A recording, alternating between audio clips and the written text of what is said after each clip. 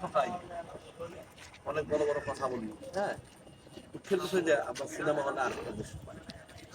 এইটা যেন না হয়, মানুষকে একটা জানানো দিলাম যে আসেন ছবিটা দেখেন, আপনার কাছে ভালো লাগবে। যদি ভালো না লাগে, যদি মনে করেন যে আমিও প্রতারণা করছি, তাহলে আপনাদের কাছে আমি কথা দিতে পারি যে আমি আর জীবনে সিনেমা বানাবো।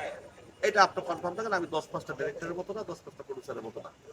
আমাকে সিনেমা করে খেতে হবে এমন কোনো আমার ভিতরে নাই। আমি সবসময় স্টেট চলাফেরা পছন্দ করি, স্টেট থাকতে পছন্দ করি। আমি কাউকে ঠকায় আর 2 নম্বরে বসতে পছন্দ করি না। যেই কারণে আর এখন যেইভাবে গরম পড়ছে, এই গরমে যে সিনেমা রেজাল্ট কি হবে আমি নিজেও জানি না। এখন আমি আগেও সিনেমা নিয়ে খুব একটা ইয়ের ভিতরে ছিলাম, হ্যাঁ, কিন্তু এখন যে গরম, এই গরম আমার জন্য দোয়া করেন। এই গরমের ভিতরে যেভাবে ছবিটা আমি রিলিজ করতেছি, আর যেভাবে আজকে এই গরমের ভিতরে এত কষ্ট করে আমার ভাইরা, আমার ভক্ত যারা আছে, তারা এত কষ্ট করে যে শোডাউন তারা আজকে দিছে সিনেমার জন্য, তাদের কাছে আমি ঋণী। এবং দর্শকরা যদি এই কষ্ট করে এই গরমের ভিতরে এসে আমার ছবিটা দেখে, তাহলে আমি তাদের কাছে আরো অনেক বড় ঋণী। হ্যাঁ, এই যে আজকে এত বড় একটা শোডাউন দিলেন, প্রায় 300 থেকে 400 মোটরসাইকেল পিকআপ দিয়ে এই যে ঢাকা শহর ঘুরে বেড়ালেন। গাড়ি ছিল 20টার মতো। মানে এই ভাবনাটা আপনার কি করে আসলো যে মানে এরকম একটি মোটরসাইকেল ব্যতিক্রম ছিল, প্রচারণা গাড়ি করবেন? ছিল 20টার মতো, ঠিক আছে। তারপর সাংবাদিকদের গাড়ি ছিল আলাদা, তো আছে, ঠিক আছে। ওইটা তো আমার বহরই যোগ হয়েছে, তাই না?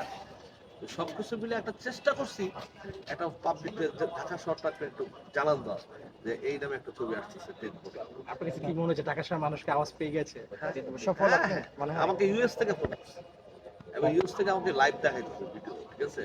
আমি গাড়ির ভিতরে বসে, ঠিক আছে। নিউ ইয়র্ক থেকে আমার এই ছোট ভাই, হ্যাঁ,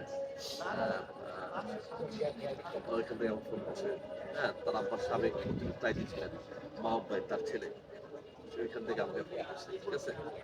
ফোনগুলো আমাকে দেখাইতেছে। যারা মানে বাংলাদেশ তো যাচ্ছে, ইউএস তো জেনে গেছে, তো এর তো আর বড় সফলতা আমার কি থাকতে পারে। ভাই ভাই, আরেকটা জিনিস, আপনার এই সিনেমার মূল শক্তিটা কোথায়? গল্পে না আমি কিন্তু কখনো আর্টের দিকে ছবি বানাই না। আমি ছবি কিন্তু সবসময় গল্প বানাই।